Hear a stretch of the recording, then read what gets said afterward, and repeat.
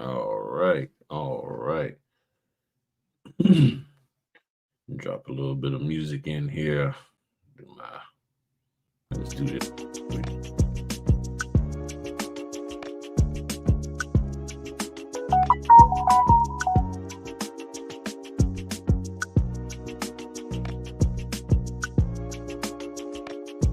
All right. Turn it down some.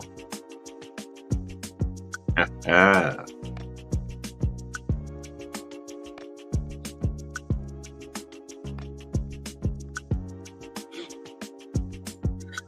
Oh man, oh man. Let all the party people slide on up in here.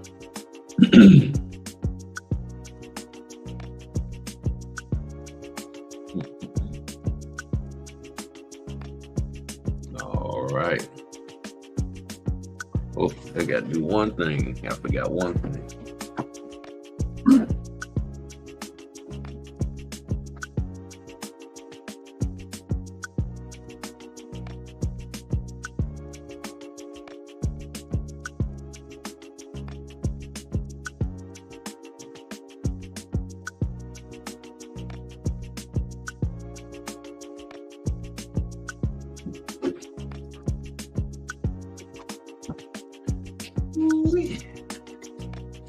All right. All right. All right.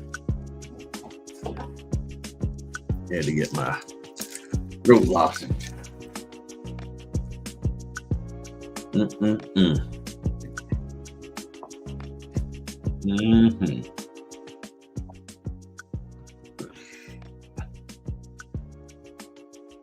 All right. Good evening to you, bro.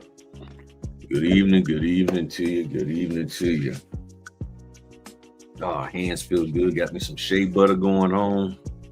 Got that raw shea butter. Stay nice and moisturized and ash free.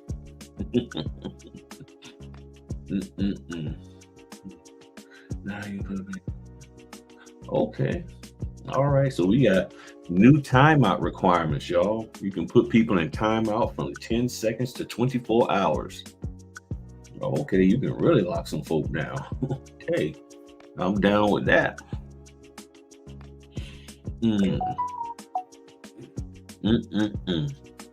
All right, so what's been going on with y'all, man? What has been going on with y'all? Things have been popping left and right. Been real busy. Again, thanks for hitting the like button. Make sure y'all share. Let the folk know we out here. Matter of fact, let me share this on Facebook. I keep forgetting to do that. Right there. And said absolutely nothing. So no orders or anything, huh? Yeah, it's been moderately busy around here. Yeah, it's just been interesting. It'll be quiet. I mean, when I say quiet, I mean nothing, and then all of a sudden, you'll just get a whole bunch for the same day. Like tomorrow, I got 4. I got 4 tomorrow. And I was expecting to chill. I ain't gonna lie to you. I was literally expecting to chill out on this here. So you can see right here. 4, I got a Zoom meeting with some folk tomorrow, but I got 10, 12, 2, and 4. So when I leave to a house tomorrow, I ain't coming back. I'm probably not coming back because I can scan on the go, and get all of these dropped by 3:30, and then I got that one that'll be dropped later. And this is an iffy one here. This 4 o'clock one. I don't even know if the person gonna make it because they're telling me, you know, that they're on call and stuff. So we'll see. And then I got to squeeze in a house inspection that I forgot. Forgot to do this house inspection today. I was so busy. So I got to do that tomorrow. So my first one is just a loan mod. A loan mod. To be honest, I don't even know what. You know, that's a good question. What do I have? What types are for tomorrow? I have no idea, except for the loan mod. That's it. Just the loan mod. That's the only one I know.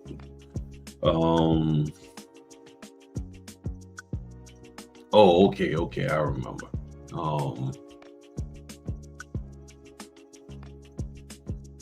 Okay, that's on signature closers, I think. Wait a minute, is it? I don't know. What the heck?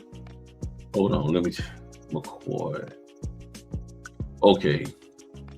All right, so that one, yeah, that one's one. Okay, that's a seller's package. Then, okay, that's a loan application for a reverse mortgage. Okay, gotcha. And then that 4 o'clock one, I don't even know what the heck that one's for. I don't even know what that is. I don't even understand the thing. So we'll see. We'll see. So we're gonna make this thing pop. Then you said nothing, not a single one. And forgive me, Pongrassi, I guess, or Pongras. Where you live at? What state you're in? I forgot what state you're in.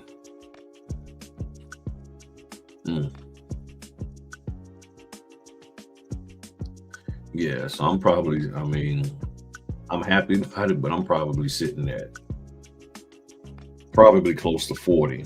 And then the week after, the 18th, I'm going to be busy. And then that last 3 days of the month, working with my new home builder, I'm going to be busy with them for 3 days in a row doing stuff. So yeah, it's getting, they're trying to close this stuff out. And yes, there's some refis coming back, Dallas, Texas. Now, okay. What's going on, JC? Now, let me tell you, Dallas, Texas, people out there starting to get some work. Oh, goodness, I can't remember where that young lady lives at. But some of the notaries are starting to get some work out there. And notaries across the board are starting to get some work in certain areas. And I think Texas is starting to pop. And what's happening is that there are a lot of notaries who are getting or have gotten out of the business. They're like, I'm done with it, forget it, going on about my business. So they're calling the next person up. They're like, okay, well, let's see who else is out there. Boom. And they're calling them. And what's interesting is that a lot of notaries who are being called up now, they're not ready. They took training 6 months to a year ago, but they really never got called. So the cycle now is you came into business 6 months to a year ago. So that means this 6 months this year, all the way up to say December, January of this year, they got into the business, but they really didn't get any orders whatsoever. Nobody called them. Nobody gave them a shot, anything. So next thing you know, they got dull. They was, bored. And they were like, you know what, forget it. This ain't working. These people telling me I can make $10,000 a month. And that stuff, get my microphone straight. And that stuff ain't happening. I don't see nothing. Nobody's giving me a shot whatsoever. And then next thing you know, they said, you know what, I ain't even gonna worry about it. And they go on about their life. And they minding their own business, doing stuff. And ding, ding, ding, ding. And they start getting notifications left and right. Then all of a sudden they start getting phone calls. And now they're scrambling because they done did a data dump. They didn't even retain, they stopped trying to retain the information that they learned, or they might not have really learned anything because it wasn't really taught to them properly. But nonetheless, whatever they learned, it's gone. Because it's been 6, 7, 8 months now. and I ain't got no orders at all. And I was hitting the button, hitting the button, hitting the button, and none of them companies out there selected me. And now all of a sudden, you want me to come do work for you. And I ain't ready. I'm back at my W-2. I got another kid. I got whatever going on. And now you want me to drop, and it's like, and the fees are decent, but I'm not ready. So the last couple of weeks, I've been helping notaries out get back up to speed. Some of them are doing good. Some of them are, it's taking a little bit more time. But I'm gonna get everybody back up to speed. So people been coming to me, getting back up to speed to where they was at 6 months ago. And it's like an accelerator. It's like, okay, I got to really get in here, work with them, figure out what their thought process was. Why you doing this? Why you doing that? What makes you think this? What makes you think that? Okay, cool. You got to understand, I'm getting phone calls from notaries, not either they never learn or whatever the case may be. And they're asking about whether they, what to do about the venue. They're asking, should they add a venue if it's incorrect? Do they add a notarial certificate? All of these things that, you would expect that they learned several months back, and I get it. They forgot. And to be honest, just really, when you talk to me, just tell me you forgot. Because I've had several people over the years, they'll call me and ask me a question, and I'm like, okay, it's supposed to be this. Oh, I'm just checking. Y'all know, those of you who've been around for a while, my attitude is this. If you're confident in what you're doing, there's no need to check. And when people call and say, well, I was just checking, then to me, I don't know about anybody else, that means you're not fully confident, because in something concerning the notarial part, do I stamp? Do I sign it? Do I put my title? Do I change the venue? Do I add a venue? Do I add a notarial certificate? If you're confident that you know what to do in that, then in my opinion, to me, you shouldn't have to get confirmation as to whether that's the right thing to do. Because the question then becomes, why are you doubtful?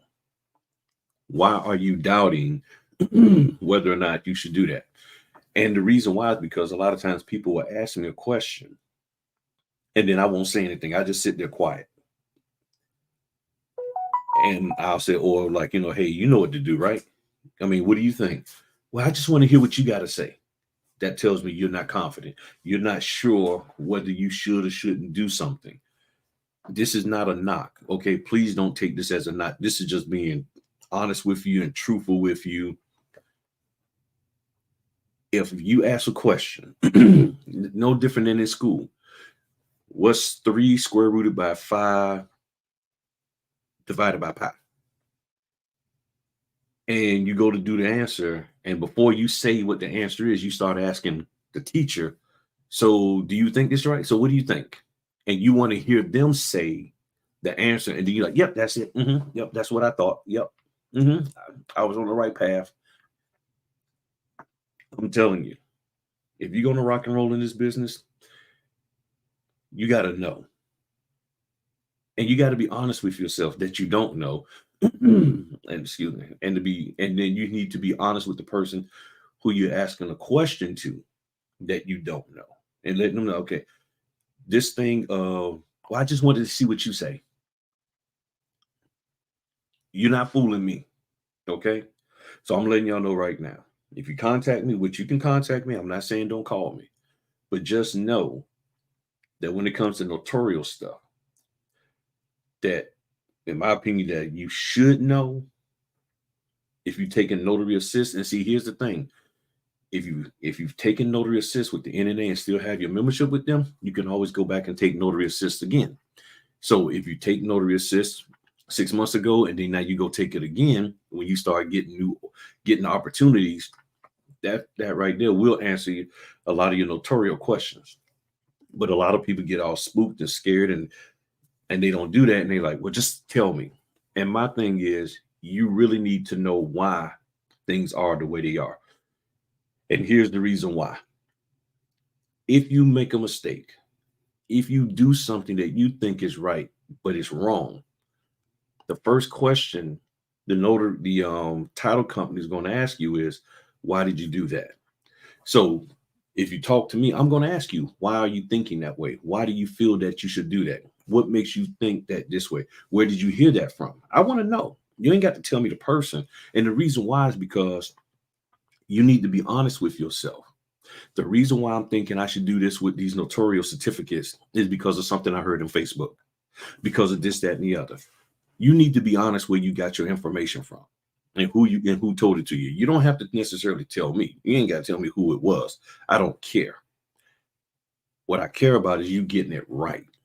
But I can't help you get it right if I don't know how wrong your thought process is in it. And yes, it could be wrong. Okay. So that's why I will ask questions. Even though you're sitting here like, and I'm going to ask you like, okay, yeah, I know you're in the signing, but why? And here's the reason why. And this is when I know a person isn't really concerned about knowing the truth behind why something is what it is, meaning the correct way to do things. I'll give them the answer and I never hear from them again. They never circle back around and say, okay, thanks for helping me, girl. So now help me understand why it's supposed to be done that way. Very few people actually will do that. And if you're not doing that in your regular life and you're just running around getting answers, but you never learn why the answer is what it is, you're not going to be in any kind of industry long term, because you have to understand why it is the way it is. Because there's going to come a day that I might not be available, the NNA phone numbers are busy, and you got to make a decision and you have to know why it is the way it is. Because let's just say you make the right decision because somebody told you to do it, but then somebody who you're communicating with, a title company, a signing company, they think that you're doing it wrong. And because they think you're doing it wrong, now they're like, well, why are you doing it that way, notary? Because everybody else is doing it this way. And you're the only one doing it that way. You got to know why. And I'm telling you, you still may get blacklisted from them. They still may not ever want to deal with you ever again. But here's the thing. At least you know you educated them into the correctness of it. I know there's a company that don't want to mess with me no more, because with that AKA thing, when it comes to Jane Jones, FKA or AKA Jane Smith, and I'm like, I need to have valid ID or verification of her in both names before I notarize those signatures. That company, I know they don't want to mess with me no more, because I usually got an order, and no sooner than I got it, they took it from me. I'm like, hey, yeah, it's been canceled. I'm like, yeah, right. Mm-mm. When I saw the title company, I'm like, this is gonna be interesting. And by the time I said interesting, I get a notification. Yeah, the order's been canceled. No, you didn't want to work with me because it might be another FKA, AKA thing, and you already know what's going to happen if you just send it my way. But you know, you got some other notaries out there that'll sit there and do it illegally. And I'm not trying to be funny, but that's what's happening. And y'all know this. Okay. So you really, and all of this is to get y'all ready for the interest rate drop. Okay. Everything I'm talking about here is about getting ready for the interest rate drop. You got to be ready. You got to have yourself together. Why? I had to make sure I had to write it down on my card, because I just found out in Caprentice and Ray Burns and Terry and anybody else who's a member. I just did a video telling them about it.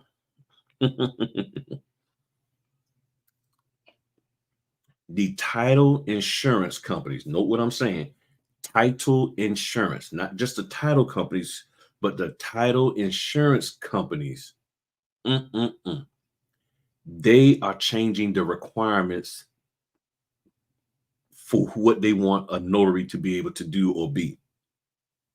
The title insurance companies, not the title companies, not like Villa Title and Old Republic Title.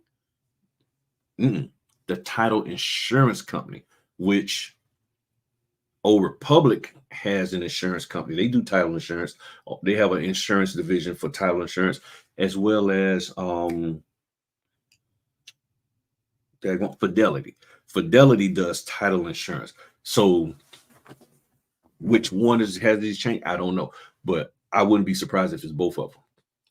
They got these requirements now. What their requirements are, I don't know yet. I just found this out yesterday. I'm going to find out. I'm gonna figure out. I'm gonna talk to some people, find out what the requirements are, and let y'all know. But the requirements have changed, and the title insurance company is saying we want notaries that got this and got that and got that and got this. And I'm sitting here like, okay, understand. So that means what? You might not get selected. And it's getting harder for y'all to get selected, probably because the title company has been told by the title insurance people, these are our requirements for a notary. They need to have this experience and that experience.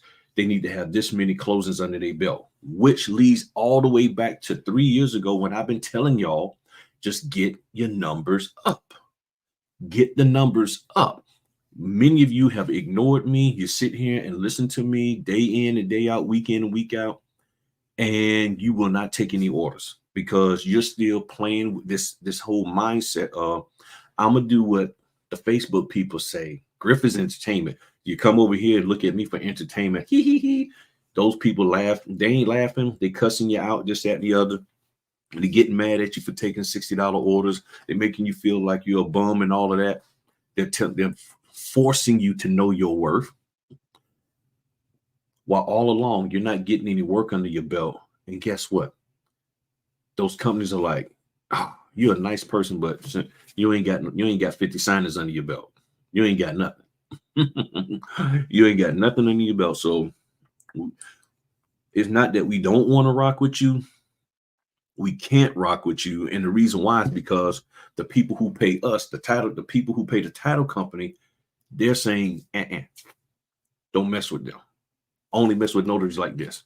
Only mess with notaries who got discount. That's 5-star rated. That's 2-star. Well, that's not no 2-star rated. No 3.5-star rated. You got to be 4 or 5-star. They got to have had this amount of time in the business or whatever the case may be. They got to have some positive reviews. If you would go out here and do some work, you will have an opportunity to get reviews.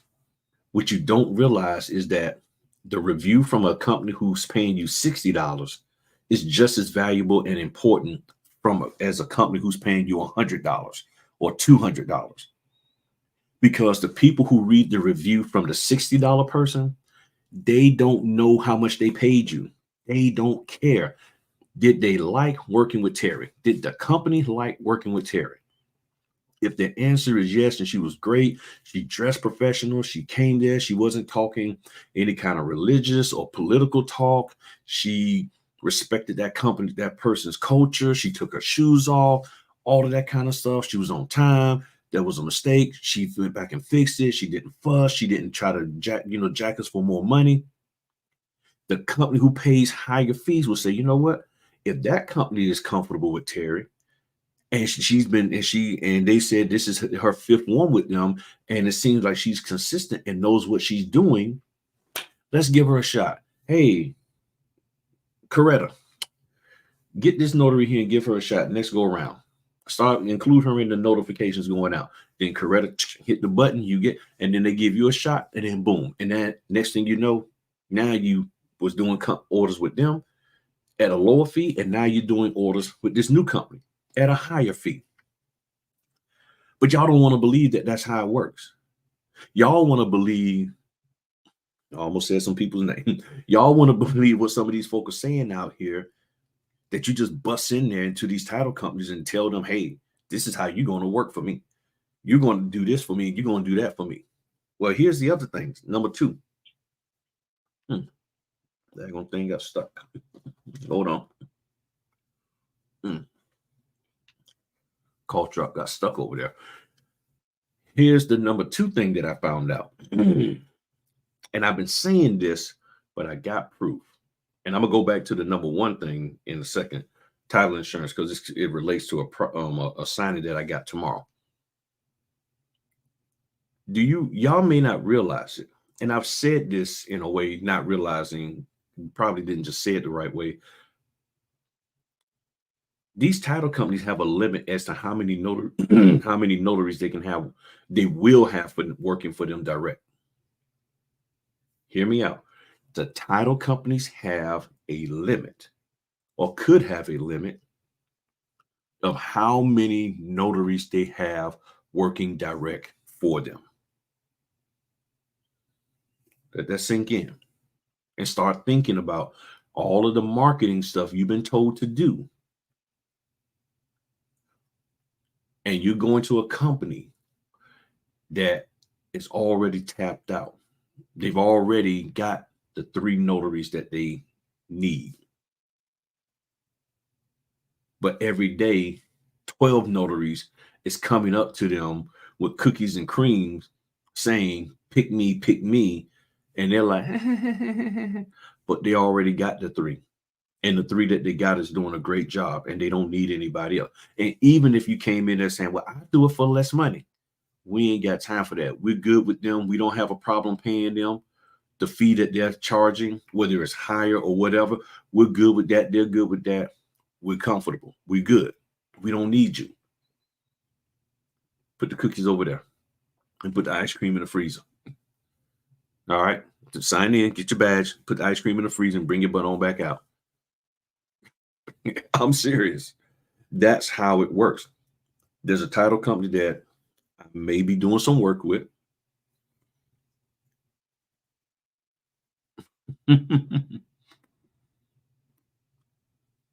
They told me they only have enough room for 2 people. The lady said, yeah, we have 2 notaries. One of them told us that they was going back to working a regular job.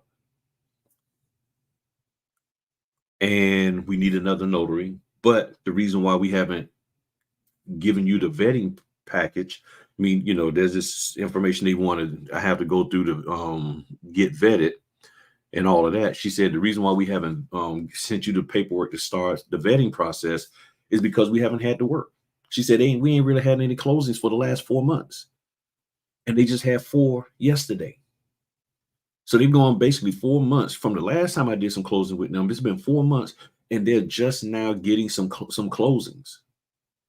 So they're like, we really didn't have a need for 2 notaries. So I'm like, so y'all workload, which goes all the way back what I've been telling you, the title companies have a certain number of clients that they're working with, and they got a certain amount of work that they have come in. They have 3 ladies that work in that particular office. And all of them are older than me, and I'm 56. One young lady told me she's been working in the mortgage industry since she was 23. She's older than me. And she said she ain't never seen it this slow, to where they went like basically 4 months without any closings. This is what's going on. Okay. And when they do get them, they need notaries and they need them to be responsive and be there. That's why I'm able to get the orders that I get, because when people contact me, I'm like, the answer is yes.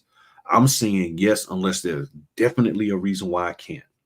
And I've gotten a lot more calls this month over the last week of people calling and say, hey, can you do this? Yeah. Can you do this? Yeah. Okay, cool. How much? 75. Okay, 150. Okay, yeah. Whatever fee I've been saying, they've been like, yes. I got a Ron to do on Monday. People call me up. Hey, can you do this, Ron? Yep, no problem. Here you go. Here's the fee. Boom. Yep. Got the documents and getting them prepped up this weekend. I'll meet them on Monday. This is what's going on, people. This is what's going on. And I'm trying to get y'all to understand this. And I think you do understand it. You just don't want to operate in it. You don't want to walk in it because it goes against the narrative that all these people in these little Facebook groups that some of you are paying for, and these notary training guru people that you've paid for. See, you ain't paid me to nothing except for some time. You just gave me some time and clicked the like button and sat there and watched a commercial of somebody, or these 2 people that keep popping up on my channel. I can't control that, talking about, hey, you can be a notary, this, that, and the other. I don't support them. I don't agree with any of that stuff that they said, because it's a bunch of bull in my opinion. But because they're paying to run ads on other notaries' channels, They're basically paying me. Okay. So they want to sit there and run their ass. I'm gonna keep talking my stuff. Don't listen to them. I wouldn't advise you signing up for any of their stuff. But you're leaning toward the people who you pay money to. You know I'm talking common sense and I'm talking straight stuff. But the other stuff, it it tickles you. It makes you feel good. It's like, ooh, I know when I'm talking is a little more, it's up here. And I know you have the intellect to understand what I'm saying, but too many people are looking for that emotional part in their business. And that's where many of you are struggling because you won't look at this as business. You're looking at it to make you feel good. You're trying to feel good.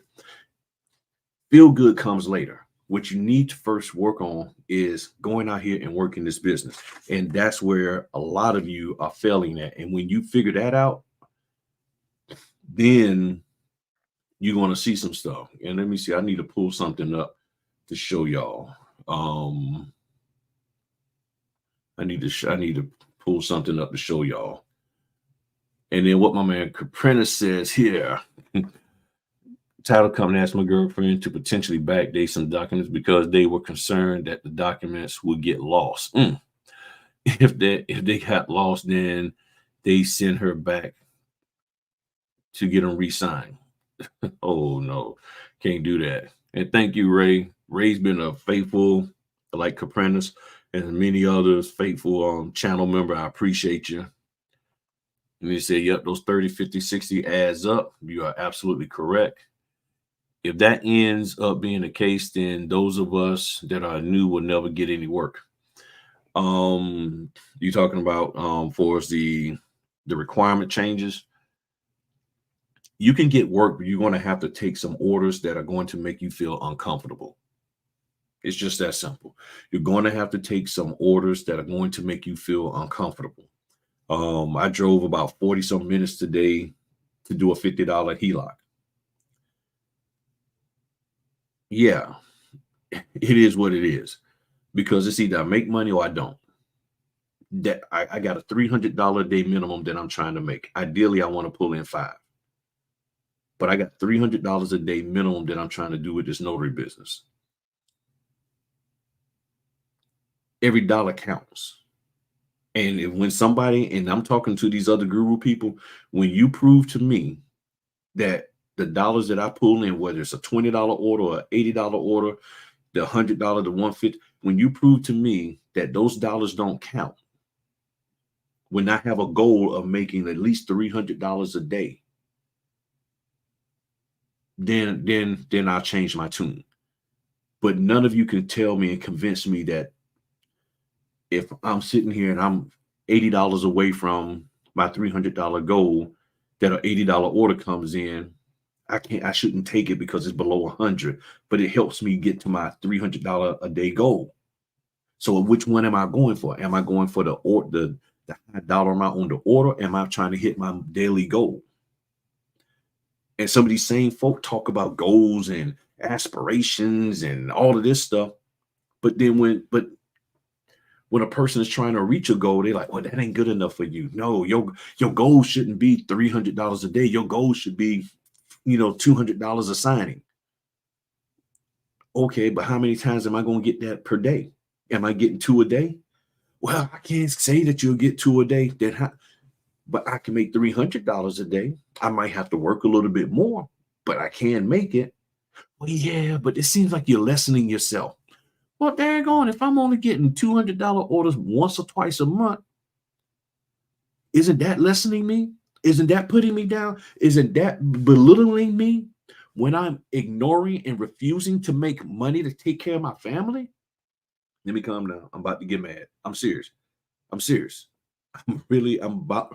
Because I'm sick and tired of people telling folk how to run their business when they ain't got a daggone thing that they're really doing to help you make money. They're spending more time pulling money from you than actually putting money in your pocket. Yeah, they're telling you about opportunities. Okay, but they can't guarantee because they're like, well, go to the title company. Well, the title company is only able to handle 2 notaries. Now what's next? I went to the title company. I gave them a bottle of water and some shea butter. They said they don't need any more notaries. Now what? Now what? Well, you just got to keep trying. Click the link and sign up for my next, my next course of how to find companies who need more than 2 notaries. That's what you need. You need to get into my course that says how to get to title companies that need more than 2 notaries. That one right there, when you take that course for $250, whoo, I'm telling you, it's a game changer.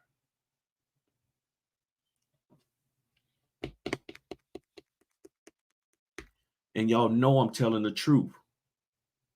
Every time y'all complain and say, Dad, this is a problem, y'all right, I got a course for that. This course, oh gosh, oh man. I just came out with this course as you were talking to me, and I'm telling you, it is fire. I mean, this course, I just invented it as you're speaking to me, and I've had like 300 people already graduated. They are doing fabulous. They are finding title companies that need 4 notaries. Oh man.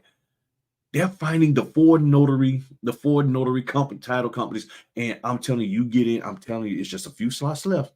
But you hop on here. Ooh, you're going to be pop locking and you're going to be making all kinds of money. Come on, people. Come on. Come on. What's going on, my man? Everything by John. I believe you, but the only place I'm seeing signings is with signature closers. Yep. I have told them I am available every single notification that they sent me, but I'm not being picked. And it's not that you're not being picked with signature closers. It's a first. If you get the order and you hit that button, the order is yours.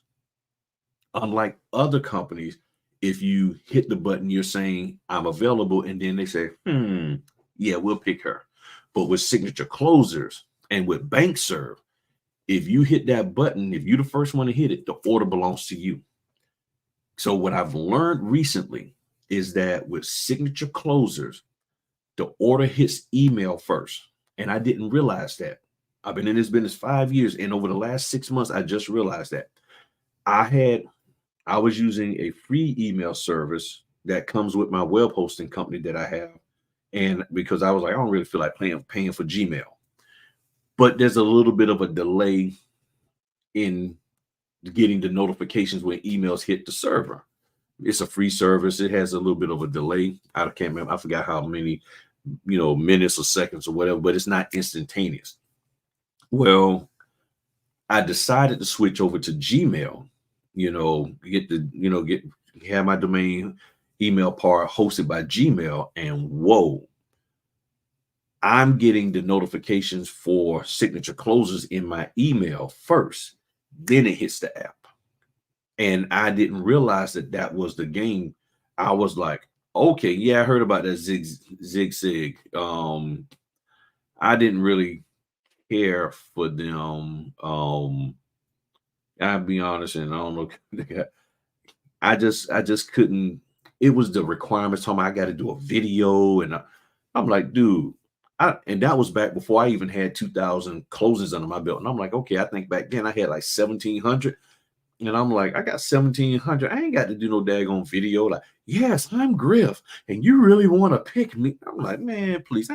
That's the W-2 stuff. I ain't begging for jack. Look, what's the requirement? I'm a business. You're a business. What's your requirement? Your requirement is that you need a notary to do this. You either pick me or you don't. But I am not begging. And to me, I might be wrong, but I just felt like I had to. I'm like, I'm begging for work. I'm like, I'm doing some kind of W-2 interview. Yes, I'm Stephen Griffin of Griffin Notary Services, and you really want to pick me? No, look, my resume speaks for itself. I done did enough daggone closing and stuff. I got enough reviews. You either pick me or you don't. It's that simple. Because y'all not giving me a video saying, yes, we're so-and-so signing company, and we promise to pay you in less than 200 days. I ain't doing that, okay? It goes both ways to me. Maybe I'm wrong. But that's why you're not getting, it's not that you're not getting picked with signature closers. You're not hitting the orders quick enough. So what I had to start doing is keeping an eye on my email, which is hard. but keeping an eye on my email. And what I've also learned, and again, just sharing this with y'all, the orders that people don't like to take when they have to drive them, those are the orders that I'm getting from signature closers. I'm getting the orders that other people don't want. Oh, that's in Suffolk, Virginia. I don't want to drive out to Suffolk. Oh, that's at 6 at night. I don't want to drive at night. Oh, that's a crossover there on that tunnel. I don't want to drive. So what I've been doing, my game plan for signature closers is I already know 98% of the time I'm not going to get the orders from them because I got so much stuff going on and I don't get a chance to catch it even and I have my email open. But what I'm doing is I'm like, if there is an order, I already know that more than likely it's going to be in a location at a date and a time that these other folk don't want to do. So I'm just going to have to do it if I want to make money. And that's what I've been doing. Okay. That's what I've been doing. Hopefully it'll just, yeah. If I just keep patient, it will change. It will change. Game changer. It's a griff. Yeah, zigzag. Yeah, I've heard of them. I looked at them. I just wasn't feeling it because the way at that time, 2 years ago, he had it set up, it was clear that basically if you was a new notary, you weren't getting orders because of this tier system that he had. And I was like, nobody, you ain't gonna really get no orders. You're not. He said, thank you for sharing the Gmail and Google Business being corrected this week. Yeah, because I didn't realize that, there was a delay. But once I switched over to Gmail, yeah, my notifications are coming through and I'm like, I'm pop locking with that now. Is that I know they asked for a video, but I never did it. Yeah, I don't. Here's my biggest problem. Some of the companies out here, again, are treating us as 1099s, wanting us to do things that is indicative of an employee.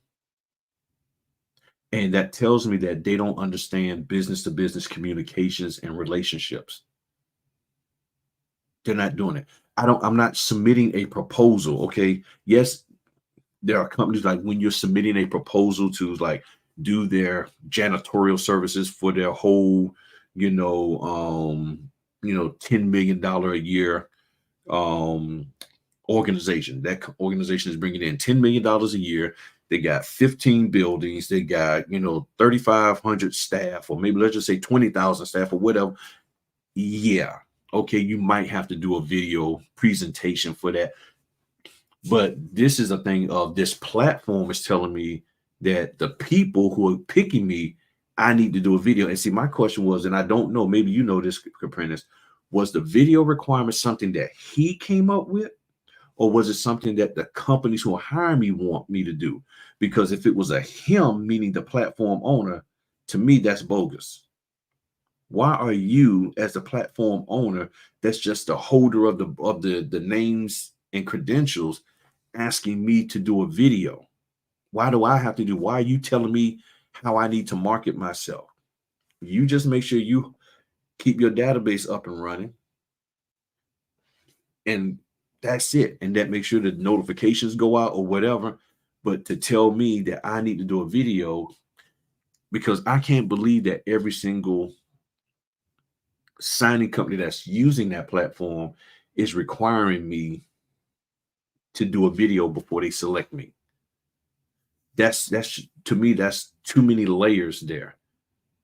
And I still got to do a profile, and I still got to say, give you my background, this, that, and the other. Just like, okay, what gives? And I could be 1,000% wrong, but that's how I was viewing it. They have been, these have all been in the $100 and $150 range. And it says, and I will go anywhere. And it says, I'm not afraid to do the work. And y'all are the ones who I want to see get the work. I want to see y'all get the work. It's coming, it's coming, it's coming. So now let me play this for y'all. So make sure y'all have y'all volume turned up. Make sure you have your volume turned up. And I want y'all,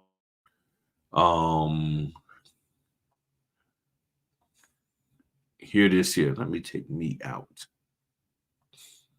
All right. This is Dame Dash. I want y'all to listen to this, y'all. Y'all should be able to hear this clearly. Make sure your volume is up and let me know if you don't hear it.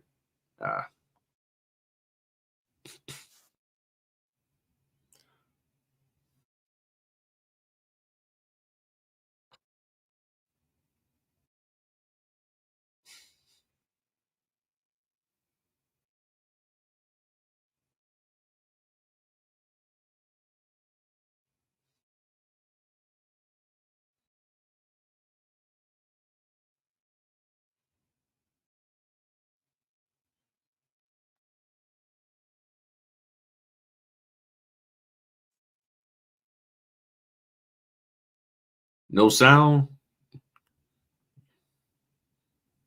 so nobody can hear. Oh man, okay, what in the world? Hold on. Let me these things. Okay, I can hear it, but y'all can't. Okay, thank y'all. All right, so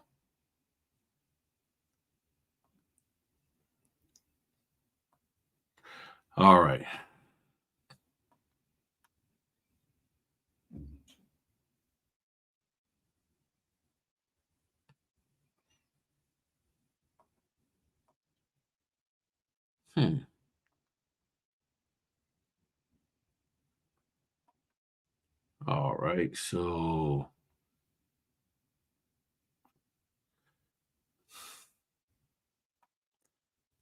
All right, so let's try this again.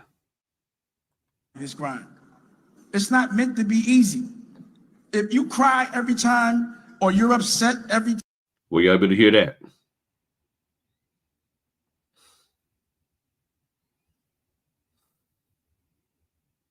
time there's a challenge, you're not a boss. All right. Well, why is this not? Okay, somebody said yes, you heard it. Okay, I'm starting to get some yeses. Okay. So I'm gonna let this play a couple of times.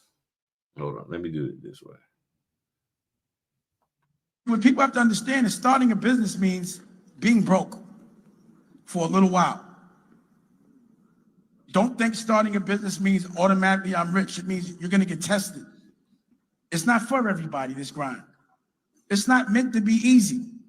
If you cry every time or you're upset every time there's a challenge, you're not a boss.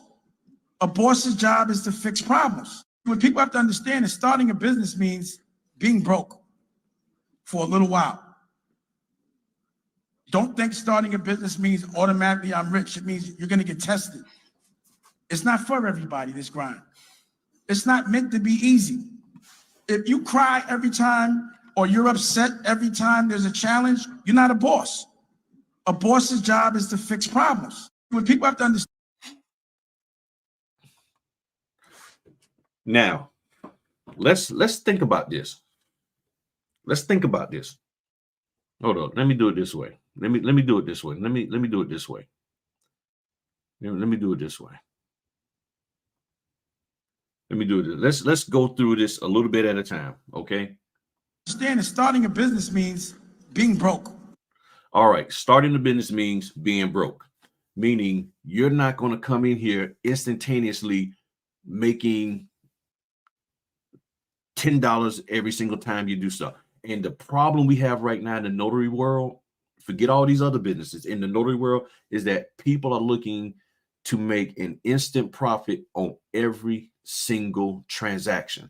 That every transaction has to be a positive. It has to, they got it. If they can't make money off of it, then they don't want to do it. And that means that's part of the reason why they're overcharging. This is part of the reason why a lot of notaries are overcharging for general notary work. They're charging $400 to do a simple power of attorney. Why? Because they want this instant money. They want all this extra money to make up for the overpaying to get in the business that they did. They're paying full-time money, but they're barely able to do the business a quarter time. Okay. And now they're trying to make that money back. So they feel that they can't be at a loss, and they want to be able to have bragging rights to say, look, I don't take a loss at all. That's not business. And see, if you ever sat back and listened to Shark Tank and listen to the people, they say they don't like working with people who've never taken a loss, who never had failures, because you learn a lot from that. When you make mistakes, you learn. But there's so many notaries who are like, I don't make mistakes. I'm error free. I'm making money every time I step out the house. I'm always in the positive. Then you're not somebody who I can actually deal with, get together, work with, or even ask to be my mentor. Why? Because you ain't been through nothing. Because here's the thing, you look at it. Let's just be real. Okay, I was going to try to make this short tonight, but we might be on here for 12 hours. Just messing. But here's the deal. How many of these so-called notaries out here that you was following and paying money to be in their Facebook groups and all of that too? How many of them are sitting up here having all kind of conniptions because they can't handle the fact that the market changed, and they're pissed that nobody won't pay them all of that money that they was getting, and they're sitting here fussing about the money that is available and saying that ain't good enough. They're upset because they're afraid to be broke. They are afraid to have lack in their life, and they don't know how to work up to it. Everything was good, everything was great, and that's all they know. So if you are struggling and now you're connected to somebody who never struggled, how can they help you? How can they be an inspiration to you? Well, you need to be inspired by me because I've never failed. I've never had a problem. I've always been great. So be inspired by me. Bump that. I want somebody who failed and got up and moved. That's why Master P is one of my favorite personalities. He may not be the best rapper, but if you ever look at the Master P story, you ever go, that man started with nothing and he worked his way up. And I ain't talking about that. I'm not saying that others didn't, but if you follow his story, he really worked it. And see, I admire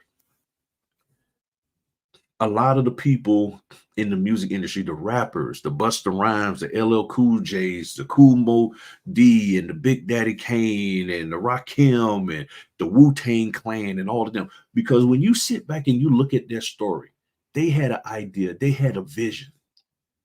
They had less than any of us put together in this business. You got a daggone notary stamp, you got an instant money maker right here. They just had their voice and nobody believing in them, and they went out there and made something happen. You have an opportunity to go out here and make money in this business, and you sitting up here whining and crying about what? You offered me $60 and I had to print 112 pages. Oh wow.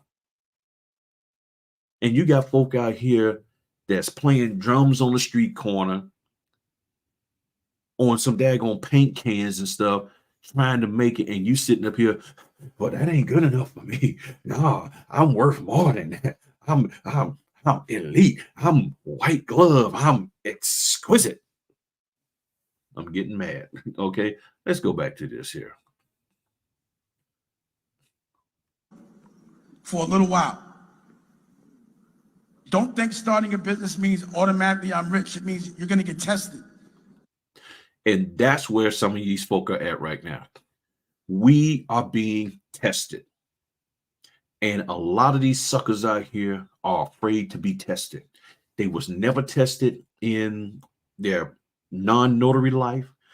They didn't like being tested in their relationship with their spouse. They don't like being tested with their children. They don't like being tested with their family member, their mama, daddy, cousins, and them.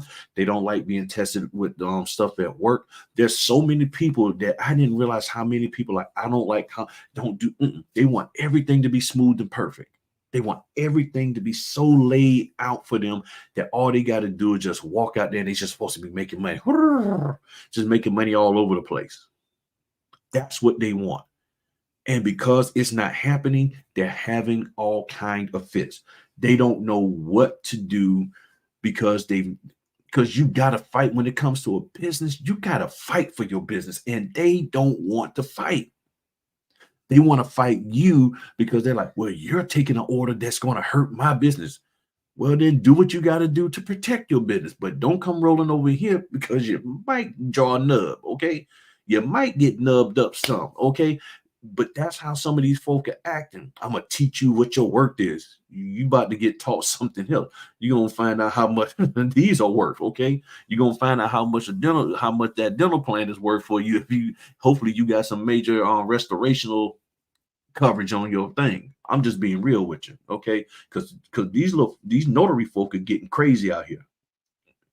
These folk are getting crazy thinking that they can control people and tell people what to do.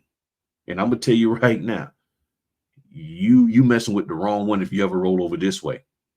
I'm just telling you right now. I don't care how much money you done made. I don't care how successful you think you are. You done ran the wrong way. If you come up in my face the wrong way, I'm just putting it out there right now. Okay. Now you got to do for you. Okay. Y'all got to stand up for your own stuff. I can't stand up for you, but I'm just telling you right now. Okay. Okay. So let's see what, so let's keep listening. So people don't want to be tested. It's not for everybody, this grind. It's not meant to be easy. If you cry every time or you're upset every time there's a challenge, you're not a boss. A boss's job is to fix problems. When people This is what you're seeing right now in this notary business. So many people are crying about the fees, the this, I got to print paper, I got to do this, you got me driving, all of this. And I'm like, and y'all didn't realize that this being mobile was about that? See, this might sound insensitive, but this is what happens when you have people who haven't experienced certain things in their life get into a business like this. When you have people who never purchased a home or didn't pay attention to the home purchasing process, and they become a notary that's doing loan closings, which means they're void of knowledge of how the process goes because either they never purchased a home or they didn't pay attention when they bought their home. They just sat in there signing like, because they were just sitting up there, ooh, making it rain and all of that because I'm buying a house. But you didn't pay attention. I get it. But you can't now be a notary and then get mad that you now start paying attention to the process and you're like, I don't like this. They need to do better. They're not. They're not going to do better. So what does that tell you? You got to make the adjustment. How can you do your part better? You can't do the loan officer's part better. You can't do the processor's better. You can't do the underwriter's part better. You can't do the title settlement escrow people's better. You can't do the signing company stuff better. The only thing you can do better is what you're supposed to do. And everybody has a role in this. And if everybody does their individual part, everything will flow right. But the problem comes in when you got people starting to tell other people what to do in the business. The title company telling the notary how they're supposed to notarize. Then you got the signing company telling the title company how to do their thing. The lender telling the notary. Everybody's telling each other, but nobody's doing their part. And when you're not doing what you're supposed to do, that's when you get fired. That's when you get blacklisted. No one gets fired from their job unless the company is just losing money and just got bad management. But most people get fired from their job, get counseling and stuff. Why? Because they're not doing what they're supposed to do. If you get discriminated against at your job and the company is doing wrong with you, they get in trouble because what? They're not doing what they're supposed to do, which is follow the EEOC laws, follow the Americans with Disability Act laws. There's laws that company's supposed to follow. Well, when they don't follow them and they discriminate against somebody, they get in trouble. So if everybody did their part and did what they're supposed to do, when is somebody going to get in trouble? That's the question. When is somebody going to get in trouble? And there's one other thing. Most entrepreneurs do And listen to this, y'all. Listen to this. This woman is on point with this here. Not start a business to become rich. Most entrepreneurs start a business because they have identified a problem that bothered them enough that they said, enough is enough. I'm going to do something about it. Are people who criticize by creating. Do they always get it right? No. As a matter of fact, the failure in entrepreneurship is humongous. We lose our spouses. My first husband passed away as soon as I was about to sign my first term sheet, and yet I had to keep going. What force can keep you going after you just lost the love of your life? What force keeps you going? The force of, oh, I just want to be rich? Really? Most entrepreneurs do not start a business to become rich. Most entrepreneurs start a business because they have identified a problem that bothered them enough that they said, enough is enough. I'm going to do something about it. Are people who criticize by creating. Do they always get it right? No. As a matter of fact, the failure in entrepreneurship is humongous. We lose our spouses. My first husband passed away as soon as I was about to sign my first term sheet, and yet I had to keep going. What force can keep you going after you just lost the love of your life? What force keeps you going? The force of, oh, I just want to be rich? Really? I don't know what it's going to take for the people in this notary business to realize that some of the folk y'all listening to out here, some of the folk that you're admiring, they got a long way to go to understand true business. They really do. I'm just being real. Because the question is, where are you in your business listening to them? Now, again, I submit to you this. Most of the people who was pop locking and doing great, they had one thing that you probably didn't have. Hopefully you're getting it. That is, they actually understood how to properly notarize documents. They had that part down pat. So they was able to slide in there with the marketing piece and market themselves, but they was actually able to do the job right. And then they had, and then a lot of them had another piece, which was they had connections that many of us don't. They had inroads that many of us didn't know about. There was back doors that they had that they could slide in that nobody else knew. They had hookups. They weren't all starting. They didn't start on the same level playing ground. There was no level playing ground. And I commend them. They went out there and did it. But they was, in some cases, they were being disingenuous by making you think that they started on the same level as you. But to be honest, they had already been working in the mortgage industry. They have a friend, a family member, somebody who was funneling them work that was like, oh yeah, I'll pay you $300, no problem. They didn't have to do anything but just show up. And there's nothing wrong with that. But the wrong part, there's nothing wrong with that for them. But where it's wrong is that when they make you think that they started on your same level and that you're going up the same path toward greatness that they did, and they never did. There was all this nepotism. They just, bam, I'm up here. I'm here. And they're making you think that y'all doing it the same way. Let me just look at some of these things here. So Melissa said the six-figure signing agent propaganda has set a lot of people up to fail. People came in with the unrealistic expectation from the beginning. True that, Melissa. I went through the grit and grind my first 2 years, and how, thank God, I am gaining momentum in my business. Excellent. Get them, Griff. Thank you. Most people who chase the money run out of momentum due to a lack of purpose. Boom. And that's what she's saying. See, I told y'all, I always wanted to be a notary. Might be the only person who ever felt that way ever since he was 15 years old. It was just something that I wanted to do. Didn't know how to do it. Turned 50-some years old, and then I was like, oh, I'm going to give it a shot. And I love it. So I have a purpose, and that drives me. So even when the market is up, down, there's a purpose, and there's something there that keeps me going, that keeps me moving. Even when there's things that have happened in my life, things are up and down, money's tight, money is non-existent, But I said, you know, I'm gonna keep working, and then bam, here's the money that I needed. I'm like, okay, cool. When you don't want to go through anything, greed is not the purpose. That is correct. When you don't want to go through anything, you get real edgy concerning people who are okay with going through something and don't have a problem going through things to get to greatness for themselves. You think about it. A person here that likes it easy and a person here who's okay with going through some stuff and okay and understand they may have to suffer loss and then work a little harder, this, that, and the other, and they're in the same industry.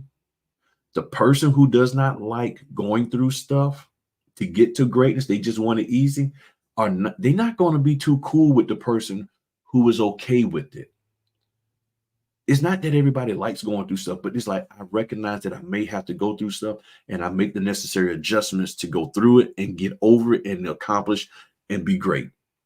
And if this person does not have that in their heart and in their mind and in their soul and purpose, then they're going to be very, very edgy, and they're going to have issues with people who are willing to take $60 orders and work their way up. That's just the truth of the matter. And I dare somebody to tell me I'm wrong on that, because you know, when you're willing to go through and you're willing to sacrifice and you're willing to just eat beans. Not that we got beans, but I eat more than beans. Y'all heard that? You know, I'm eating more than beans. But what I'm saying is, when you're willing to make the necessary sacrifice and people around you aren't, they get on edge because you're willing to sacrifice. You're willing not to go on vacation. You're willing not to spend every year with the girls' birthday party trip thing and all of that kind of stuff. You're willing not to do all of that in order to get to greatness.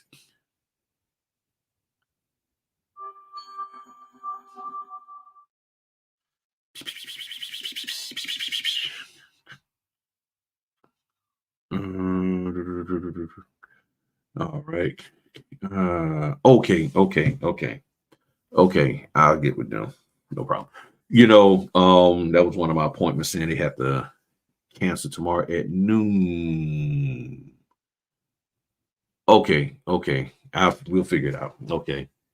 All right. But that's what I'm saying. I mean, when two people are willing to say, billionaires kick it with each other because billionaires are like, okay, yeah, I know what the sacrifice we had to make to get here.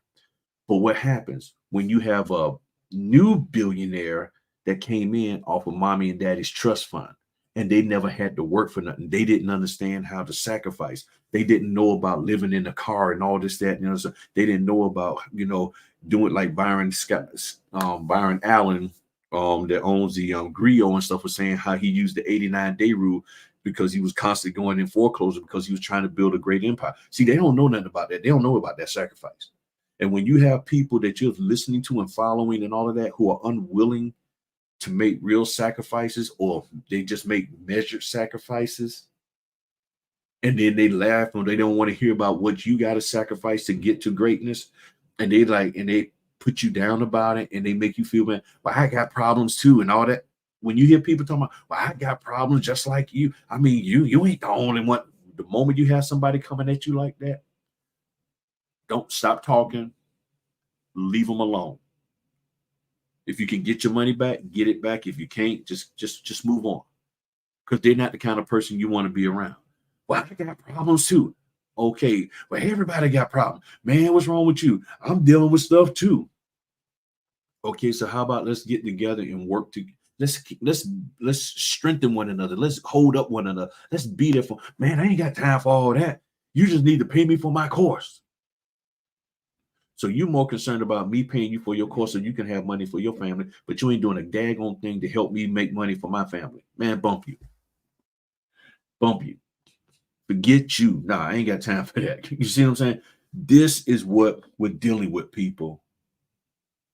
That's why I keep saying, if you're at a notary get together, I know people are going to get mad at me. If you're at a notary get together, the question is this: what money making opportunities are you coming away with from there? You went 2-3 states over.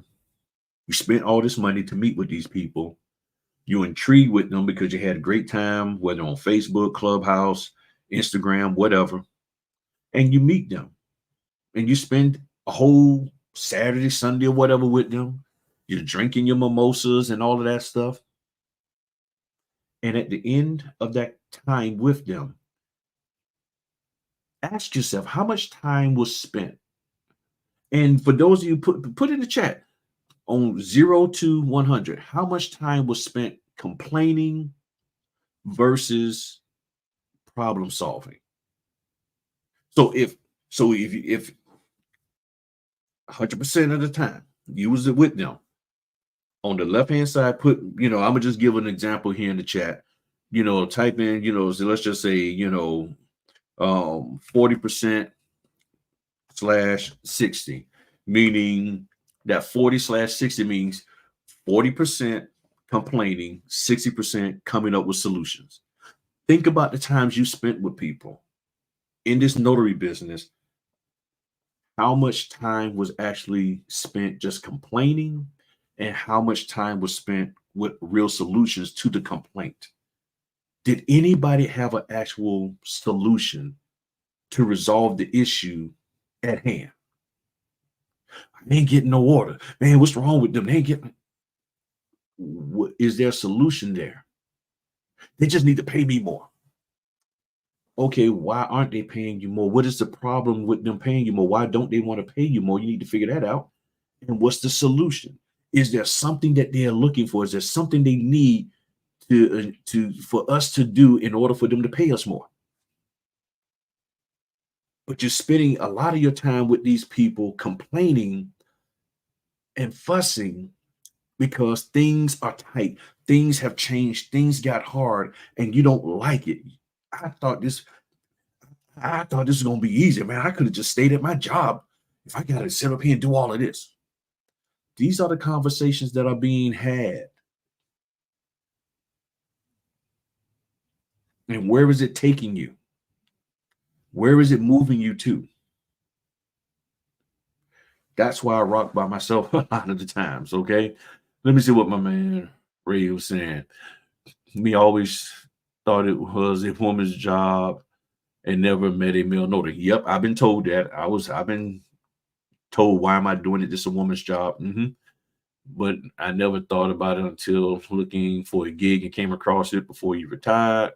I looked at a lot of the other things and came back to notary business. I have fun and enjoy all my assignments. Life is great, getting better each year. Melissa's on point. It says, I'm starting from scratch now and doing well. I got laid off, got lazy, then lost my car, but my heart is still in it, is all in. Just need to connect with people more. And I feel you. And that's why I do these. That's why I get up here. And sometimes I know I'm on a rant and all that kind of stuff, but I'm trying to get y'all to think, because I honestly know, not just believe, but I honestly know that the 38 people that are in here are very intelligent individuals, and you have the ability to receive information, process it, and figure out what is bull and what is legit.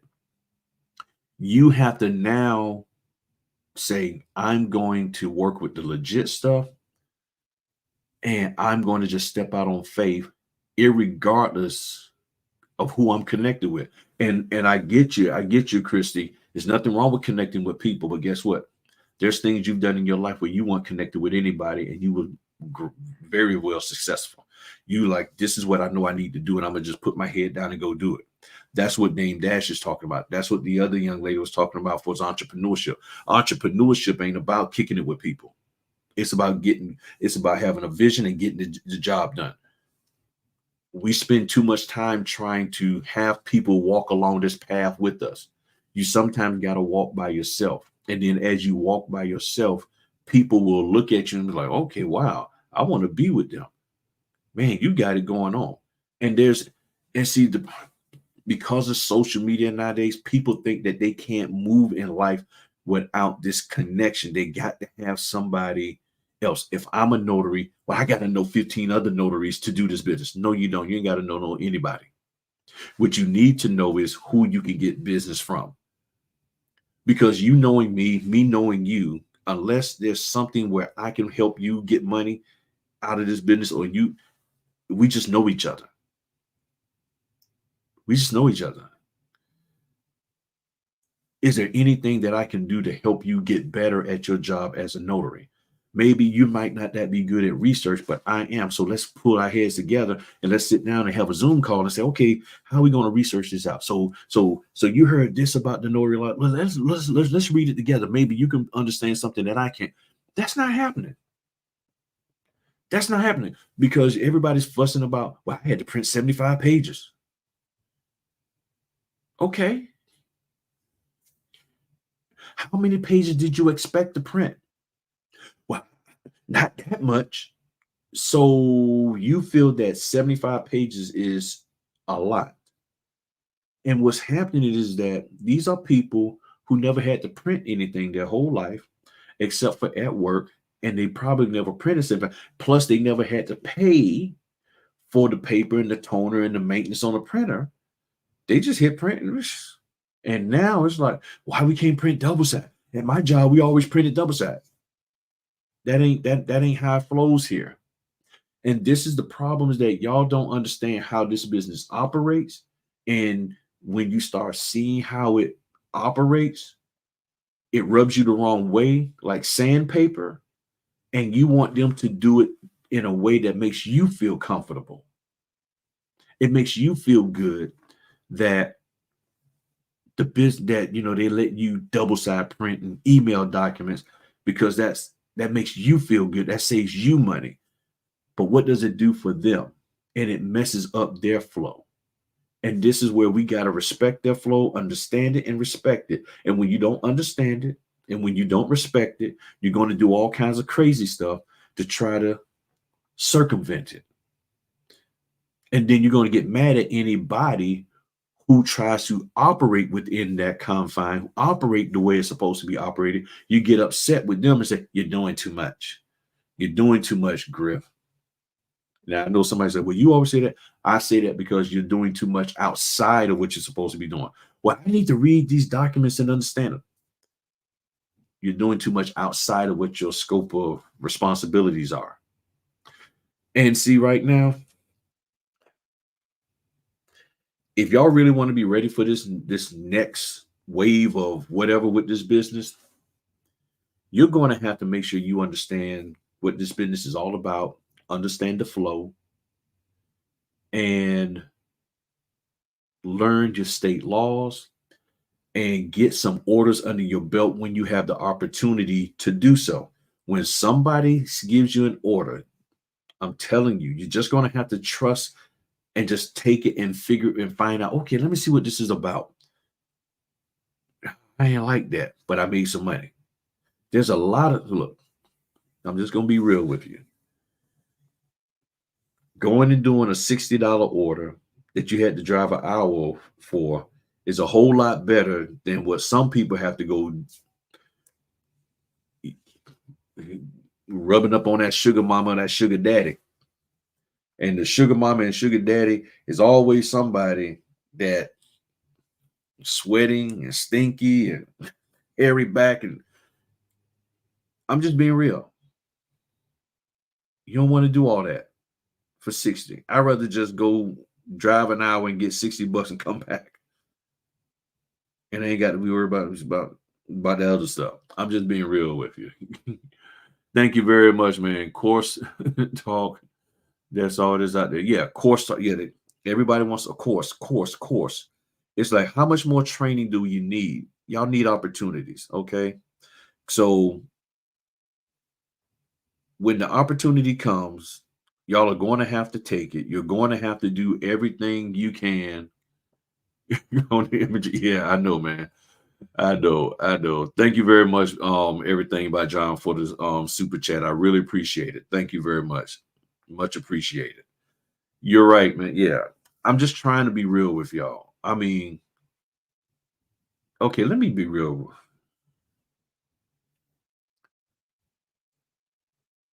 It hurts my heart when I see people begging on a street corner. And sometimes you can't trust whether they really homeless or not and all that. And sometimes they can be over aggressive. But what moves and motivates me is that I don't want to be on the street corner doing that. When I've done a closing for somebody who's lost their house, it almost brings me to tears. I'm about to cry. I'm serious. I'm ready to cry now. I ain't lying to you, because I see the pain that that person is going through. When I see somebody my age riding a bicycle to get to work, 50, 60-year-old grown man or grown woman riding a bicycle, I'm like, I don't want to do that. I gotta give me that $20 order. I got it. Give me the $20 order. I'm sorry. I gotta take it. And I sit there and I think and I hear all, and it reminds myself of all of these notaries out here who are whining and complaining. And I'm like, but that woman, I guarantee you, if she had the opportunity to do this notary work and not have to ride a bicycle,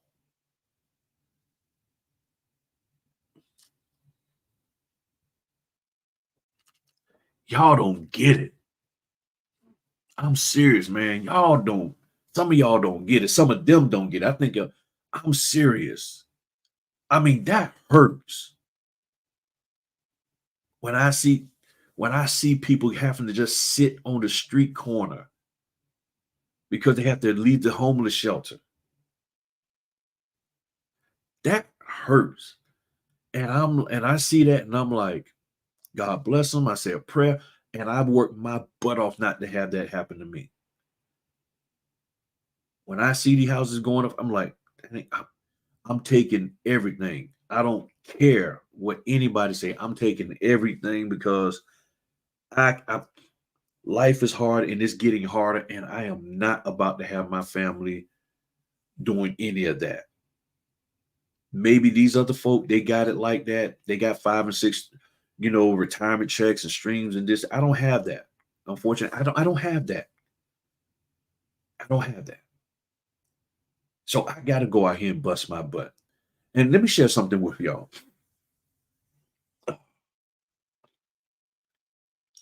Many of y'all don't realize the sacrifice that I've had to make in my life for my family. Y'all really don't. I saw the writing on the wall when back in 2006, 7, and 8 with my job. And a boss of mine, he said this. He said, yeah, I was on a new program. And he said, yeah, we're going in a ramp up stage, and then we level off. And then, and then at some point in time, things start going down. Nobody picked up what he was saying. He said, we ramp up. He said, we're in a leveling off stage. And then he said in a very deceptive way that after a while, he said, because we ramped up and we hired a whole lot of people, and now we're figuring out how many people, it takes to run the program. And then we're going to have, there's sometimes a decrease. Something he said it to, but he said it in such a way that it didn't shock him. And I was like, whoa. Oh, you talking about cutting folk. You talking about laying folk off. Oh, that's what you, and we're in the middle of the plateau. And at some point, it's going to go down because we've actually overhired. When he said, that's what the word, he said overhired. I was like, oh, let me be. So I ended up taking a job in Maryland. I couldn't take my family. So I was driving from Virginia Beach, Virginia, up to Maryland, to the Wheaton area of Maryland, 214 miles, I think it was. Yeah, 214 miles door to door. I was driving, leave on Sunday, come back on Friday. 4 years I did that. I have no problem driving an hour to go to a signing, because I was driving 3 hours to go work somewhere away from my family for a whole week, living in a woman's basement, living in 2 different basements. At one point, I had was in one, then ended up being in another basement because it was a little cheaper. And in the second basement, I'm sleeping down there with a woman's Rottweiler. Yeah, yeah. And I made that sacrifice for the betterment of my family. So when people sitting up here fussing about $60 orders and printing pages and stuff, y'all don't understand what I personally did. And I'm not saying this for sympathy and all this, that, and the other. Case in point, back in 2008, 2009, somewhere around up in there, there was some snowstorm that hit the Maryland area. Really bad snowstorms where people was dying. They couldn't get anywhere, and they was just parking on the side of the road. And it was a wet snow, and the tree limbs was breaking and crushing people's cars and killing them. Well, I'm trying to leave to go home. It's on a Friday. And I wound up getting stuck in the snow, partly because some young kid driving his car and he was speeding, driving his car. And you're supposed to, once you get momentum to go to drive, especially uphill, you don't stop. And he stopped. And when he stopped, that made everybody else stop. And we lost traction, and all the cars started sliding backwards. So I pulled off to the side, and I was stuck on the side of the road, couldn't go forward, couldn't go back. So fortunately, I had my winter coat, all of that stuff. And I knew that there was this spot where there was some hotels. And I couldn't remember how far it was, but I got on the phone and I found a hotel and I made a reservation. I grabbed all my gear and I started walking. I just knew to walk. I knew which way to walk, and I couldn't figure out how far, but I'm gonna walk. And out of the kindness of this woman's heart, this lady, and she was a white lady, and her little white kid picked me up. This stranger black guy. And I'm just being honest with you. This is how I felt. I was like, okay, this white woman, I'm like, okay, what? And she was like, no, come on, get in the car. And she's like, where you going? I said, I'm going down here to such and such place.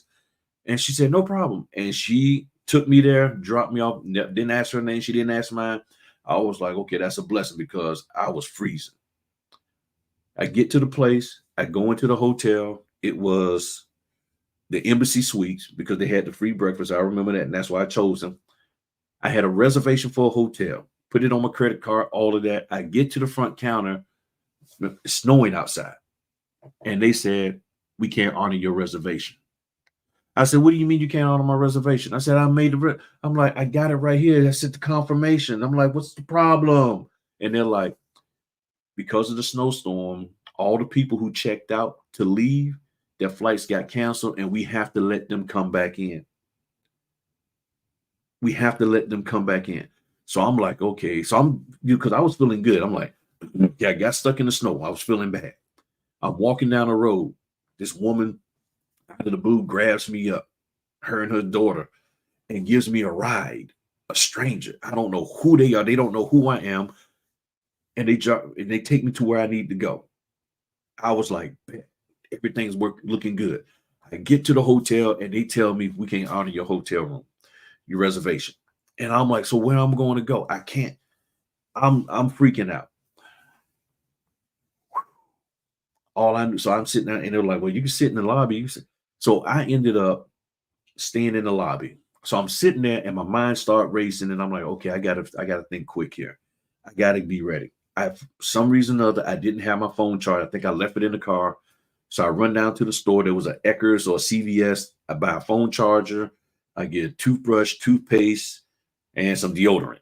And I grabbed that up real quick. And I think I even bought some soap and everything.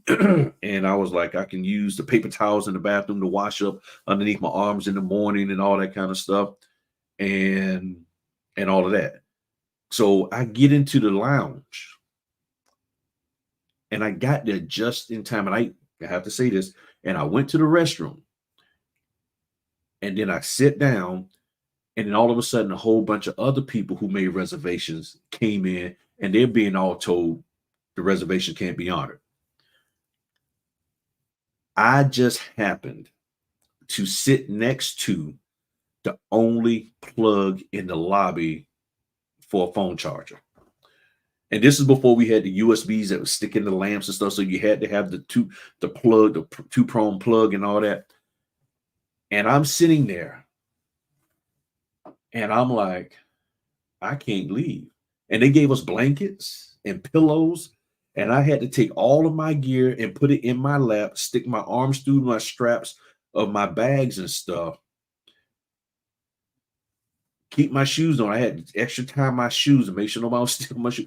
And I literally had to sit there in the lobby from about 6, 7 o'clock at night till the next morning.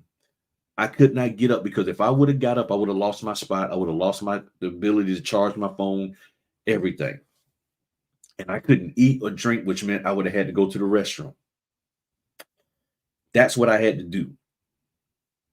And I'm doing this, and this is me going up there to Maryland to take care of my family. And I had made a promise to my wife and kids that I will come home every single weekend, no matter what. So here it is on a Friday, snowing like all get out. People dying left and right.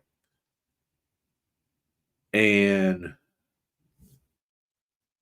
I'm sitting here like, okay, I got to get home. So I fall asleep, wake up, one eye open, just making sure nobody trying to do something to me. So the next morning I get up, I eat breakfast, and I go back to the house where I was staying, and I get me like 2 or 3 hours sleep.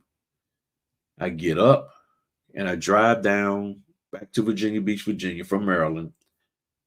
And I spend the rest of that Saturday and part of Sunday with my family. And then I come back up and do it all over again. And I did that for 4 years. And out of those 4 years, there was only one time I didn't come home. And that was because I was in Florida. They had flying me back and forth to Florida for about 3 months to do work down there. And I wanted to stay and spend some time with my dad after my mom had passed. So I was in Tallahassee and I drove over to Jacksonville. Other than that, every single weekend for 4 years, I saw my family. And that was a sacrifice I was willing to make. I'm sharing that with y'all so y'all can understand my mindset. That's why I'm not bothered by what I need to do to be successful in this business. That's why I'm not bothered by the lowball orders and stuff. That doesn't faze me because I understand that if I do this, it equals to that and it opens the door for something greater. That's what the hard work does. And some people are just blessed to get every order that's going to be 125. More power to you. Others aren't. And if I'm not in that realm of getting every order to 125, I'm okay with that. But I'm willing to work where it's at. But the question then becomes you who's been blessed that every single order since you've been a notary has been 125. What are you going to do when that changes and you no longer can get to 125 and you have to start doing orders for 85? Are you going to have that same energy? Are you going to have that same tenacity? Are you going to have that same fervor to do the orders right because you're getting paid 85 instead of 125? A person who can do it good at 20, 40, 80, 95 will do great at 100, 150, 200, 300. Because we've already developed a level of excellence prior to getting the big dog bucks. But those of you who don't know excellence, except if you're getting paid high fees, you don't know how to be excellent for the lower fees because you're so stressed out and you're so pissed and you're so frustrated that somebody isn't paying you your worth that you can't give them excellent service at a lower fee. You can't. You don't know how. That's why I'm one of the best notaries in this area. And I'm not trying to be braggadocious, but because I learned how to give people what they need to have at whatever price point they're able to afford. And when you learn how to do that for yourself in your own business, that's when you get into greatness.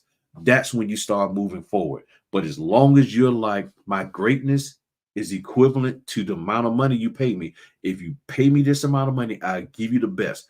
But if you're telling me all you can pay me is that, I ain't got nothing for you. Even though the orders are no longer out there at 150, 135, 180, and all that, but you can make the money here at the below 100, and you're like, okay, so that tells me you don't know how to give good service across the board, no matter what. I might be wrong in that concept, but based off of the arguments and the fussing and the cussing people out that these folk are doing in these private Facebook groups, and people tell me about it, you can't tell me that these folk got a heart of excellence at lower fees. They don't. They don't. Let me see what they're going to say. I feel a lot of people out here compete with others instead of maybe working together to build something strong that helps more people. You are 1000% correct. That's what it takes, putting it all on the line for your family. Yeah.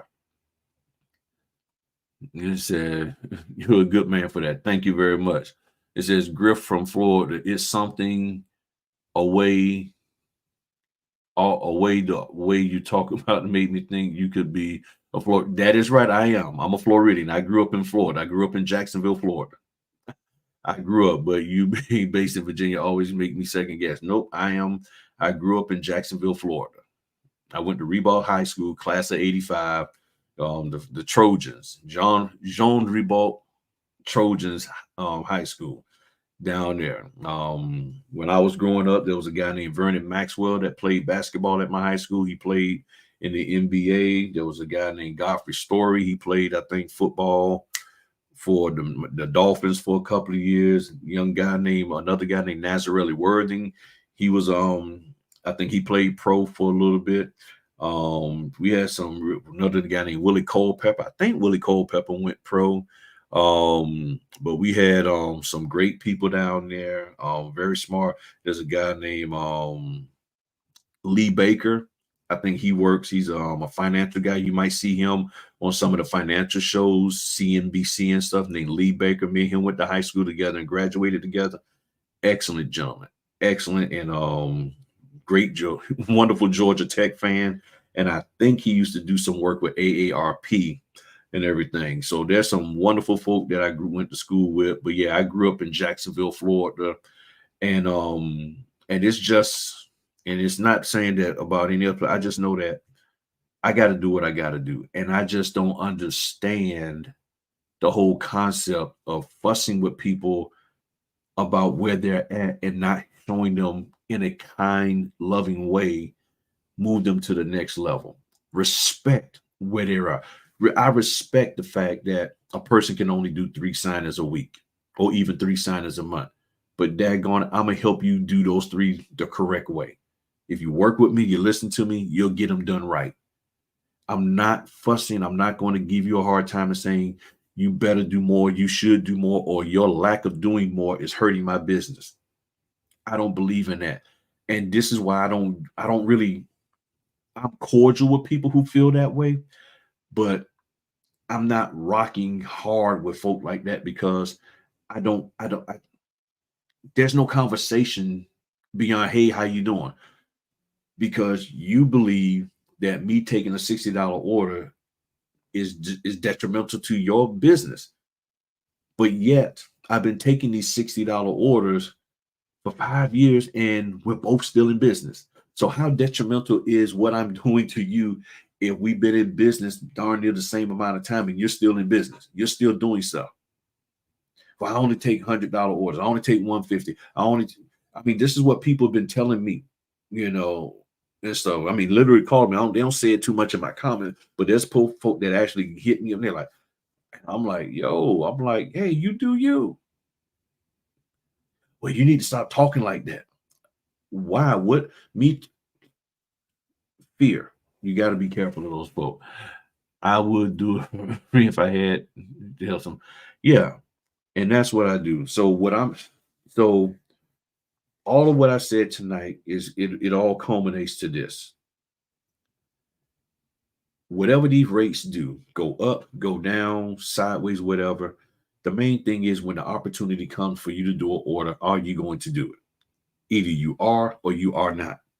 And if you're not going to give it a try, you can't go around running around calling everybody, fussing and complaining when you didn't give it a shot.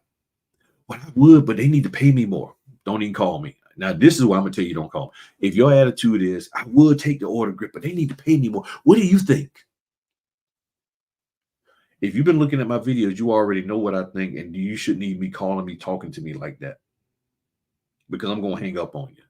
I'm serious. I'm not trying to be mean, but I have to. Don't call me fussing about what the pay is, fussing about, well, I don't know what these documents about. Or they gave me all these pages and stuff, and then just give the order back, turn your printers in, and put your stamp away, and just keep going. Because you already know where I stand at on this, so there's no need to call me asking my opinion about. Well, do you think this is a good fee? That's up to you to decide. I can't tell you what is or isn't good. I mean, just go for it. And that's a sign of a person who wants a guarantee. But you're married and there's no guarantee that person's going to be faithful to you. You got kids, there's no guarantee that the kids ain't going to sit up there and drive your car through, sneak out and steal your car, the car that you told them don't get in until they get a license, and drive it down the street. There's all these unguaranteed things you have in your life, but you want this to be a guarantee. Why does this have to be a guarantee? That's the question of the hour. Why does the notary business have to be a guarantee? Why is that? That's the question, because everybody is talking like whatever you do, it has to be guaranteed. It has to be no more than 50 pages. It got to be $200, and it has to be 5 minutes from me. And that needs to be guaranteed. I need that on every single order. And if the person lives more than 5 minutes from me, I need them to bring their butts over and find a neutral location, because I don't want them up in my house so we can do the closing. And I'm not doing it outside. So I guess you want them to build a notary shack for you so you can go ahead on and do the closing and keep it 5 minutes from your house. I mean, this is the talk that I've been hearing from people. I'm like, okay, which tells me you don't understand this business. You don't know what this business is all about. So are there any questions whatsoever? I know I've been ranting tonight. I know I have, and I apologize. If this wasn't what you expected, but I'm just really, really, I'm just really, really concerned about. I'm just really concerned about notaries missing out on opportunities. And I'm gonna be honest, there's a part of me that really does want to help notaries out and do some more training. But the reason why I don't want to do the training is because every time that I try to do training, the notary is constantly worrying about what to say about the documents. That's where the problem comes in. They're constantly worried about what to say about the documents. And when I was doing training and I'm trying to teach people how to understand the notarial part, I got people sitting here reading the documents as if it was the Reader's Digest. And they're all intrigued about the document, like, wow, okay, so, and I'm like, okay, can you fill out the notarial section? Yeah, I'm gonna get, and I'm like, why are you reading the document? Well, I just wanted to find out what this is all about. Okay, but can you fill out the notarial section properly? I'm struggling with that. So let's get to that. And that's the part that frustrates me. And I'm like, I want to do more training and I want to help people out. But the industry is so inundated with you need to know the document aspect aspect that what I know y'all need to be trained on and what you know you need to know how to do can't really be done effectively because you're looking for a 3-step approach on how to notarize, but you want the details of what does this document mean and all the parts of the CD and why is why they decided to do 3 months of of insurance and taxes and this and that. You want to know all of that. You want to understand the credit line, the canceling of the credit line. What does this mean? And the borrower's consent to use tax. You want to know all of that, but you don't know how to notarize and do your job. And then you're wondering why companies don't want to mess with you. That's where the fallacy is at. And I'm going to end on this. The other thing that the lady told me about working with notaries, basically she said, and I threw the scenario out there. I said, which would you prefer? A notary who's been doing in the business for 18 months and has at least maybe say 50 or 75 closings under their belt, or a notary who been in the business the same amount of time, but only got 12. And she said, I would rather work with the person that got 50 or more, because that tells me they got some experience and that they should know what to do. The person that barely got 12 and they've been in 18 months, I'm not going to be too comfortable with using them and working with them because I'm not confident they know what they're doing. I'm like, confirmation. And she's like, and I know y'all can't say stuff about the documents and give advice, but you should at least know what you're supposed to do. You should know how to do your part. And if you know how to do your part, then that's what matters. And I was like, got it. And said, it is, my man said, what has held me back from starting is I'm afraid of missing. Look at my video. Where do I sign? What do they sign? How are you going to miss a notarial section when the notarial section is laid out right there? And I'm not trying to be funny when I say this, honey. On the document with mortgages and deeds and the real estate, if they want it notarized, they pre-print the notarial certificate on there. So in order for you to miss something that's pre-printed on there, that means you're not paying attention to what you're doing. Because what you have to do, and I'm going to walk you through the process that I go through for it, that I went through and I still do, to make sure that I'm not messing stuff up.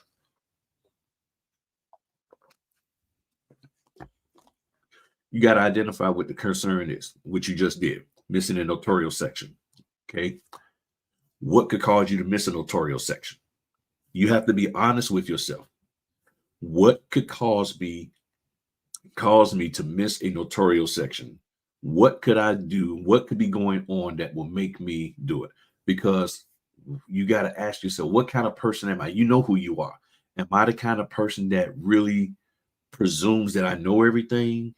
Or am I the person who's always nervous and I get anxiety and I get stressed over it and then my brain just shuts down? If you have any of those kind of things going on, now you got to ask yourself, what do I need to do to mitigate that? What causes me to get nervous and this and that? Because I overthink and I underthink and I do this. Now, what are you going to do to fix that? Because you can't just say, well, I'm scared. I'm not going to start because I'm going to miss the notarial section. Okay, we identified the problem, the concern. What are you doing to make sure that that doesn't happen? What would cause you to have that happen? What are the warning signs that's letting you know that, okay, I'm about to go down this road that could cause me to spaz out, that could cause me to miss the notarial sections? Well, I might miss a signature. Same process. I might miss an initial. Same process. I might miss the date. Same process. Now, if you stop and take time out and go back and review the documents after everybody signed it and allow your eyes to look for what you're supposed to and don't presume that there's a stamp there, that there's this there. But actually look and say, okay, well, this is the notarial section, which means, do you know what a notarial section look like? If you understand what a notarial section looks like, starts with the state of, county of, and then ends with your signature. Well, when I see that section, that means I need to fill it out. And if you see a notarial section, the only reason why you won't fill it out is because the person who signed that document isn't, I mean, that's supposed to sign that document isn't there. So if you see a notarial section, but it's for Fred Jones and there's no Fred Jones with you, well, there's nothing for you to do there. You didn't miss anything. You recognize that Fred Jones is supposed to sign this document, but Fred Jones isn't going to be there with you. So therefore, I don't do anything with the notarial certificate. It's very simple, in my opinion. Identify the problem and then come up with a solution to it, and then identify what could cause you that kind of problem. Is it that you're too chatty when you're in those kind of settings? Is it that you got too much going on in your life and you're worried about this and you're 5 miles down the road here for the next thing? If you got too much going on, and I used to say this when I was in the beginning phases of YouTube, being on here, you got to clear your mind. And when you get there at that closing, you can't be worrying about whether your spouse is going to cook food and feed the kids because they really don't know how to cook. You can't be worrying about, what's going on with your girlfriend or the fellas and all of that kind. You can't be worrying about all that external stuff. You got to be here with them. And if you don't know how to be here with the person in front of you because you're worried about the report that you got to do for work, and you worried about this, and you're concerned about that, and you can't wait to get to see the football game or the bat. So if that's the problem, and when your mind is like that, that distracts you and that causes you to make mistakes, you got to find a way to fix that. You got to find a way. You have to find a way to fix that. That's a you issue that you got to fix. I can't fix it. No amount of training you can pay for will fix it. You got to fix it, and it can be fixed for free. So that's what you have to do. You've identified the problem. Now you need to identify what could cause you to make that error. And now you got to come up with a plan to fix that from happening, or to at least be able to catch it, before you send those documents back. That's what you have to do. You said, saying you too. Oh man, no notification. And I meant to text you too, and I forgot. My bad, lady. My bad. So, any other questions? But that's a very, very good question there, honey, Lamore. That's a very good question, a concern. Like I said, I did a video in my Notary Basic playlist called Where Do I Sign? Where Do They Sign? You look at that video, you'll know exactly what's going on, and that should help you in getting that resolved within your own heart and mind and everything. Trying to think, is there anything else? Is there anything else, any other concern that anybody has that they want me to talk about, or got a question or something that we might need to look into and all of that? I was going to do some training today, but I didn't have time to get it prepared. So, I was going to sit down and show y'all some stuff. I just didn't have time. Is there any other concern, anything that's going on with y'all that y'all are concerned about, want to know about? Any of that?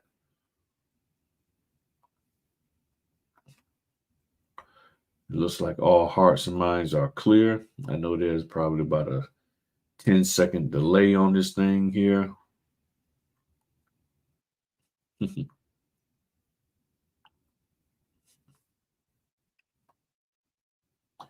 All right. So Miss McCoy says she cannot do the closing tomorrow. So we got to figure something out. Might have to do that later in the evening. All right. So I'm going to have to text her back late night, but that's no problem. All right. That's it, man.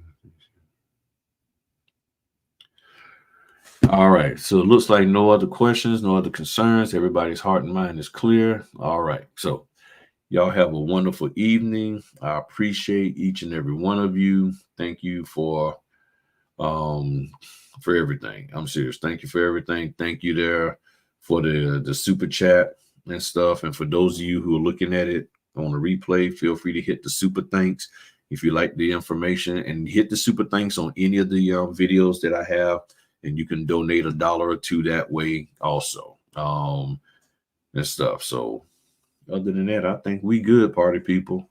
Hopefully next week we can sit down and do some training. Let me see what next week is. Okay, well, since that's not Christmas Day itself, we can do a Fritter Friday on that. We can do a Fritter Friday next week. All right, cool. And good to see you there, Joe. Good to see you there. Yeah, man. I'm telling you, you got to be fast on that signature closers. Woo. And I've grabbed some orders with them, and I'm like, oh gosh, I got an hour's drive. But it works out. It worked out. It worked out. So just trying to get that money. That's all it's about. All right. Thank y'all very, very much. Y'all have a wonderful one. And again, thank you for the super chat, everything by John. Really, really appreciate it, man. Y'all have a good one. Peace.